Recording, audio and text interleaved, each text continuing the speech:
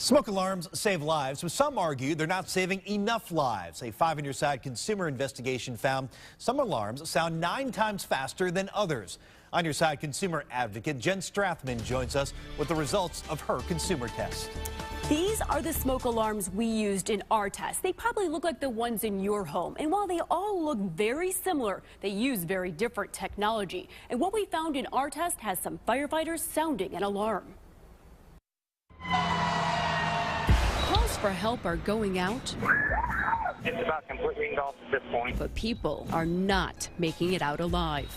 Every fire death reopens an old wound for Doug Turnbull. I have a picture of her next to my coffee pot in the morning, and when I make a cup of coffee every day, I have a little chat with her. His daughter Julie had a bright future, but a house fire ended those dreams in a flash. If the detector did go off, by the time it went off, it was too late. Just a month before her 2005 college graduation. Most people told me that the thing that woke them up was the roar of the fire. At Julie's funeral, Dean Dennis offered his support. His daughter died in a house fire 2 years earlier. United in grief, these dads began researching the fires. Our kids would probably be alive today had there been photoelectric detectors in the houses. Photoelectric alarms detect smoldering fires faster.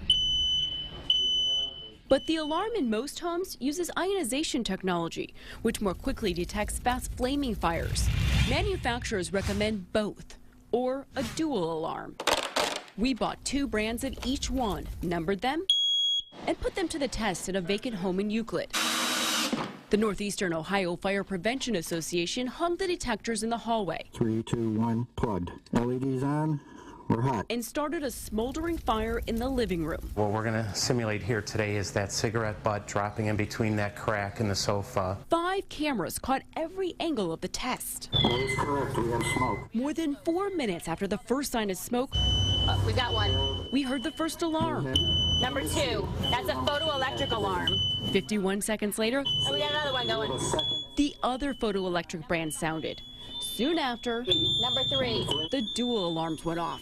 These use both ionization and photoelectric technology.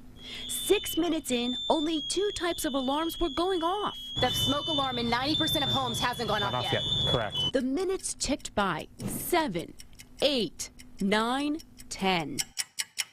Inside, the firefighters had to begin breathing through their oxygen tanks. If you breathed that in, you'd have been in trouble. Finally, Detector 1 just went off. the ionization alarms went off. Now we have all detectors sounding. In our test, the ionization detector sounded 9 minutes and 12 seconds after the photoelectric alarm. It's too long, way too long. In a government test, it took even longer, a full 30 minutes. Even with these tests, a state task force that studied the issue for the fire marshal found there is no statistical difference. Every fire is different. The contents is different. We just are not comfortable with saying one is better than another. The state fire marshal recommends any alarm, even though manufacturers, the Consumer Product Safety Commission, and 4 leading fire safety groups all say you need both alarms for maximum protection. If we didn't have the scenario where we're having such a large amount of fatalities without smoke detectors, then maybe we could turn our attention toward one technology or another. The fire marshal said there were not working smoke detectors in 90% of last year's fatal fires. But we crunched the same data and found it could not be determined if those detectors were working in the majority of the cases. I really hope maybe some of our legislators get involved in this and just take the matter completely out of the state fire marshal's office's hands, because there's too many lives are at stake just for this to keep dragging on. While many groups support both types of technology because they detect all kinds of fires, some only support photoelectric, including the International Association of Firefighters.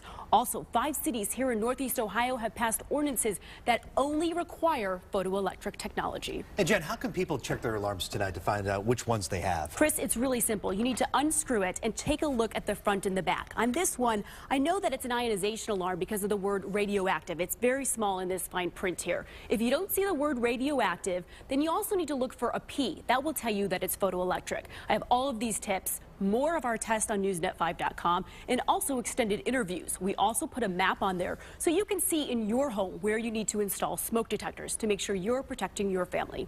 On your side, Jen Strathman, News Channel 5. And our investigation continues on Good Morning Cleveland. We go shopping to show you how to figure out which type of alarm you're buying, and why some feel the disclaimer to buy both alarms should be more obvious. Now to some new video from Louisiana.